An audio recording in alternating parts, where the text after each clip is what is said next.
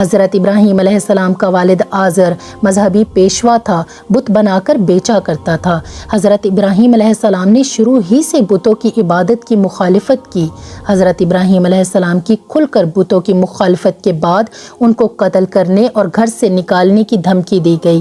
ابراہیم علیہ السلام کا ایک عبادت گاہ میں گھس کر بڑے بت کے علاوہ تمام بتوں کے ٹکڑے ٹکڑے کرنے کا واقعہ پیش آیا، جس کا ذکر قرآن کریم میں یوں آتا ہے: چنانچہ ابراہیم نے ان کے بڑے بت کے علاوہ سارے بتوں کو ٹکڑے ٹکڑے کر دیا کہ وہ لوگ ان کی طرف رجوع کریں۔ وہ کہنے لگے، ہمارے خداؤں کے ساتھ یہ حرکت کس نے کی ہے؟ وہ کوئی بڑا ظالم تھا۔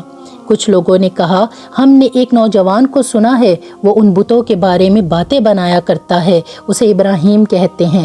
انہوں نے کہا، تو پھر اس کو سب لوگوں کے سامنے لے کر آؤ تاکہ سب گواہ بن جائیں۔ پھر جب حضرت ابراہیم علیہ السلام کو لایا گیا تو وہ بولے، ابراہیم، ہمارے خداؤں کے ساتھ یہ حرکت تم نے کی ہے؟ ابراہیم علیہ السلام نے کہا، یہ حرکت ان کے سب سے بڑے سردار نے کی ہے، اب اس سے ہی پوچھ لو اگر یہ بولتا ہو۔ قرآن کریم میں ارشاد ہوتا ہے کہ کوئی جشن کا دن تھا جس میں ساری قوم شہر چھوڑ کر کہیں جایا کرتی تھی۔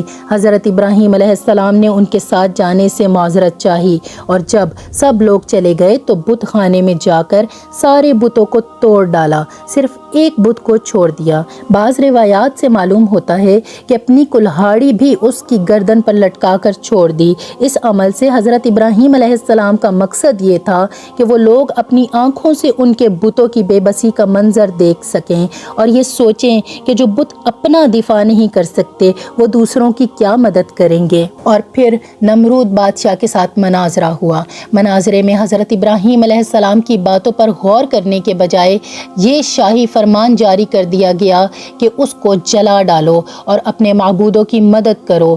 ابراہیم علیہ السلام کو آتش نمرود میں ڈالے جانے کا واقعہ پیش آیا، مگر اللہ سبحانہ و تعالیٰ کے حکم سے آگ حضرت ابراہیم علیہ السلام کے لیے ٹھنڈی، سلامتی اور آرام کی چیز بن گئی۔ قرآن مجید میں ارشاد ربانی ہے، وہ ایک دوسرے سے کہنے لگے، آگ میں جلا ڈالو اس شخص کو اور اپنے خداؤں کی مدد کرو اگر تم میں کچھ کرنے کا دم ہے۔ چنانچہ انہوں نے ابراہیم علیہ السلام کو آگ میں ڈال دیا اور ہم نے کہا، اے آگ ٹھنڈی ہو جا اور ابراہیم کے لیے سلامتی بن جا۔